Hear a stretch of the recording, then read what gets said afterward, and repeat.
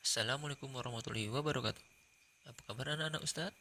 Ustadz harap kalian semua dalam keadaan sehat dan semua siap untuk belajar pada kesempatan hari ini. Pada kesempatan ini, kita masuk di pembelajaran tema 2, Persatuan dalam Perbedaan, subtema 1, Rukun dalam Perbedaan.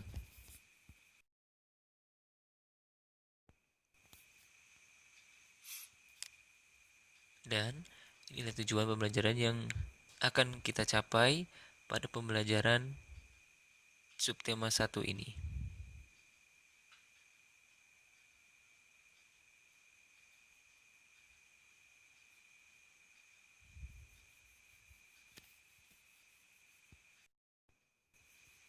Sebelum memulai, Ustadz ingin bertanya terlebih dahulu sama kalian. Kapan bendera merah putih dikibarkan? Apa makna bendera merah putih bagi bangsa Indonesia? Ya, benar sekali. Mungkin kita pernah melihat bendera merah putih dikibarkan pada saat kegiatan upacara. Kemudian, pada saat sekarang ini, bulan Agustus, bulan kemerdekaan negara Republik Indonesia. Kemudian, bendera merah putih itu memiliki makna yang sangat kuat dalam perannya dalam kehidupan bangsa Indonesia. Merah berarti gagah, putih berarti suci. Ayo coba perhatikan teks proklamasi berikut ini. Dari teks tersebut, apa yang ingin kalian ketahui tentang teks tersebut? Hal lain apa yang ingin kalian ketahui tentang teks tersebut? Pasti kalian banyak pertanyaan mengenai teks tersebut.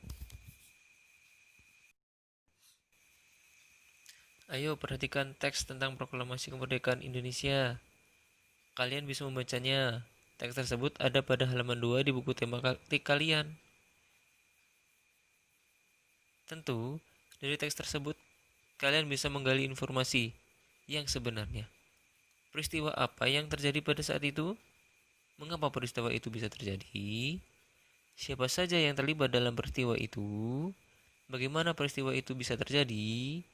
Kapan peristiwa itu terjadi? Dan di mana peristiwa itu terjadi?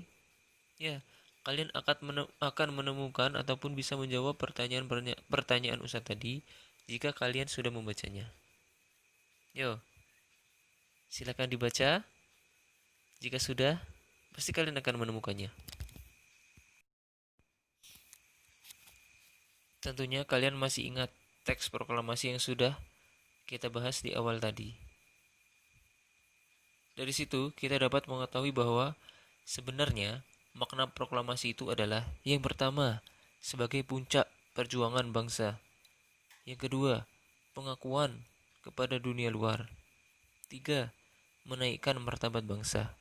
Keempat, perjuangan sebagai negara baru. Dan yang kelima adalah tonggak sejarah bangsa Indonesia. Anak-anak Ustadz, kita harus tahu bahwasanya para pejuang pada saat itu berasal dari berbagai daerah, mulai dari Sabang sampai Merauke. Walaupun berbeda daerah, mereka tetap bersatu padu dan mereka saling beradaptasi antara satu sama lain untuk menciptakan kerukunan dalam perbedaan. Begitu juga dengan tumbuhan.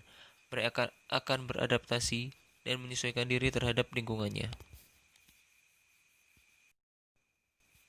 Kita harus tahu, di hari kemerdekaan ini, biasanya di berbagai tempat diadakan berbagai macam kegiatan perlombaan untuk memeriahkan HUT RI Indonesia. Semua hal perlu dipersiapkan untuk melaksanakan kegiatan tersebut dari awal sampai akhir. Sekarang, Ustadz mau bertanya, kira-kira apa yang terjadi apabila pekerjaan kegiatan perlombaan tadi dilakukan sendiri? Apa manfaatnya bersatu dalam bekerja? Apa yang harus diperhatikan saat bekerja sama? Tentu pekerjaan akan terasa ringan jika dilakukan bersama-sama. Oleh sebab itu, dengan bersatu, kita dapat melakukan banyak hal. Bekerja sama bukan hanya sekedar dalam menyelesaikan suatu pekerjaan, tetapi juga ketika dalam menari. Dalam menari, kerjasama harus diterapkan supaya dalam menari penari bisa kompak dan menunjukkan penampilan yang bagus, termasuk dalam tari lego-lego dari Nusa Tenggara Timur.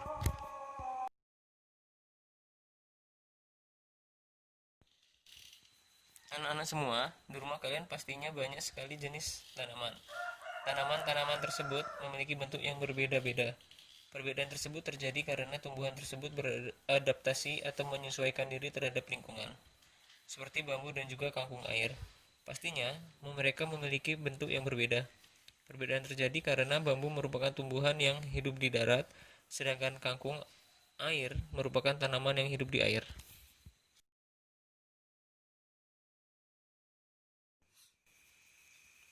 Ayo perhatikan teks tentang proklamasi kemerdekaan Indonesia. Kalian bisa membacanya. Teks tersebut ada pada halaman 2 di buku tematik kalian.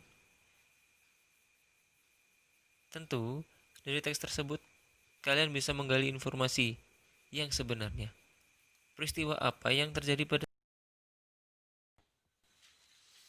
para pahlawan kemerdekaan memiliki peranannya masing-masing. Dalam proses kemerdekaan Indonesia, ada yang bertindak sebagai penulis teks proklamasi, ada yang sebagai pembaca teks, dan ada juga sebagai penjahit bendera merah putih. Anak-anak Ustadz, kita semua harus tahu bahwa kemerdekaan ini diperoleh melalui perjuangan keras. Perjuangan keras para pahlawan kita.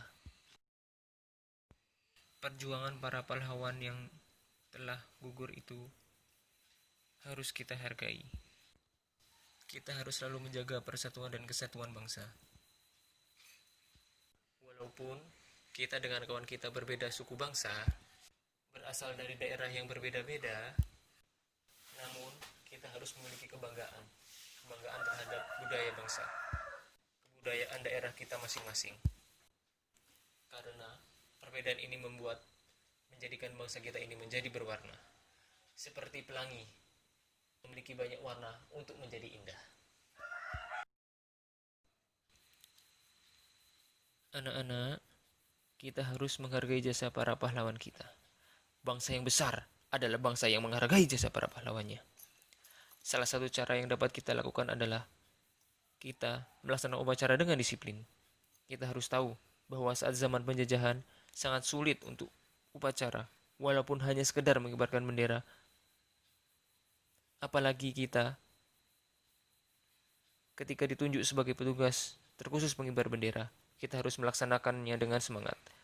Seperti yang dilakukan oleh Abdul Latif Herdaningrat, salah satu petugas pengibar bendera pertama kali. Nah, kita sekarang sudah ada di akhir perjumpaan kita. Demikianlah pembahasan kita kali ini. Di hari kemerdekaan ini, kita harus lebih semangat lagi dalam belajar untuk membangun negara tercinta kita ini. Semoga bermanfaat yang sudah disampaikan. Sekian dari Ustadz Tahiri. Billahi taufiq wal hidayah. Wassalamualaikum warahmatullahi wabarakatuh.